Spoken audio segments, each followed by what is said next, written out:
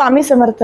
स्वामी कृपा ज्योतिष मध्ये मी भास्कराचार्य मंजुषा जोशी आपलं हार्दिक स्वागत करते। आज आपण समजून घेत आहोत मिथुन राशीच्या जातकांना राहुदेवांचं महापरिवर्तन।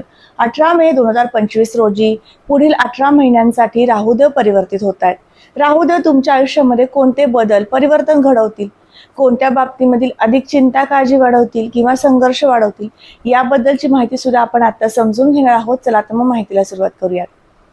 राहुदेव तुमच्या दशमस्थानातनं गोचर करत आहेत। राहुदेवांचं हे गोचर 18 मे पर्यंत दशमस्थानात राहील। मागील 18 महिने तुमच्याकडनं अधिक परिश्रम करून घेतले। तुमचा उद्योग, व्यवसाय, नोकरीतील तुम्हाला काम करताना कामाची जी सफाईदारपणे तो काम व्हायला पाहिजे याकडे तुम्हाला राहुदेवाने कल दिला आणि त्या माध्यमातून तुम्ही कार्य केलं।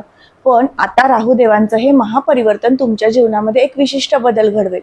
तो म्हणजे तुमच्या भाग्यस्थानातनं राहुदेवांचं परिवर्तन झाल्यानंतर तुम्हाला विशिष्ट नोकरीची संधी प्राप्त होणं, आध्यात्मिक उपासना घडणं, आध्यात्मिक बैठक वाढणं आणि त्याचबरोबर तुम्हाला जास्तीत जास्त किंवा वारंवार परदेशात परराज्यात जाण्याची संधी निर्माण करून देणं, असे शुभ परिणामकारक फळ राहुदेव नक्कीच देऊ शकणार आहेत। राहुदेव हे पंचम दृष्टीने तुमच्या लग्नस्थानाला पाहतील। लग्नस्थान तुमचं व्यक्तिमत्व दर्शवतं। अधिक आनंदी, उत्साही करून देण्यासाठी राहुदेव शुभ परिणामकारक फळ देतील। त्याचबरोबर राहुदेव तुम्हाला विशिष्ट महत्वाकांक्षी सुद्धा बनवतील आणि त्या महत्वाकांक्षीच्या जोरावरती तुम्ही अनेक आव्हानं पेलू शकणार आहात। राहुदेवांची सप्तम दृष्टी ही राशी कुंडलीतील तृतीय स्थानावर येईल। तृतीय स्थान काय दर्शवतं? पराक्रम, परिश्रम, कीर्ती आणि प्रसिद्धी। या सर्व दृष्टीने विचार केला तर तुम्ही मीडिया क्षेत्रात काम करता किंवा यूट्यूबर असाल, तुमच्या सगळ्यांसाठी अतिशय शुभ कालावधी आहे। याबरोबरच राहुदेव सप्तम दृष्टीने जेव्हा तृतीयाला पाहतात त्यावेळेस अधिक परिश्रम घडवतात आणि त्या परिश्रमाच्या माध्यमातून कीर्ती प्रसिद्धीचे योग सुद्धा आणतात।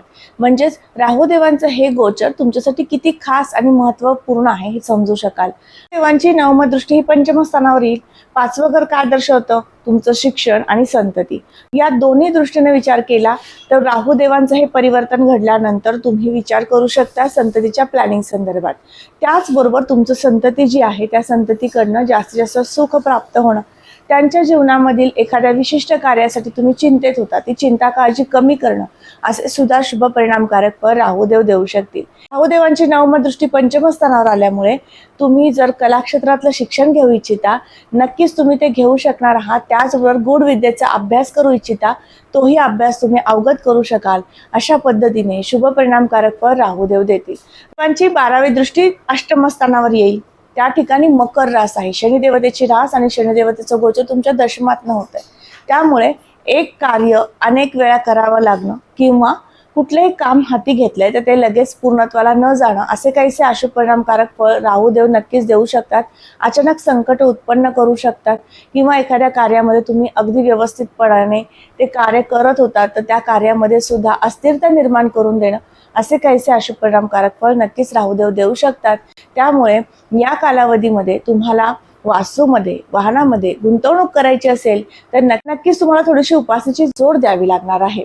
तर आता शुभ परिणामकारक फळ राहुदेव काय देतील आपण समजून घेतलं आणि त्याचबरोबर अशुभ परिणामकारक फळ राहुदेव काय देतील हेही समजून घेतलं। उपासना पाहूयात। उपासनेच्या माध्यमातून तुमच्या जीवनामध्ये एक योग्य आणि महत्त्वपूर्ण परिवर्तन, बदल घडून येईल। तुमच्या जीवनातील संघर्ष कमी होईल आणि प्रत्येक कार्यामधील यश संपादन होईल। मग ती उपासना काय कराल तर रोज तुम्ही हनुमान चालीसाचं पठण करायचं आहे। पशुपक्ष्यांना अन्नदान करत चला।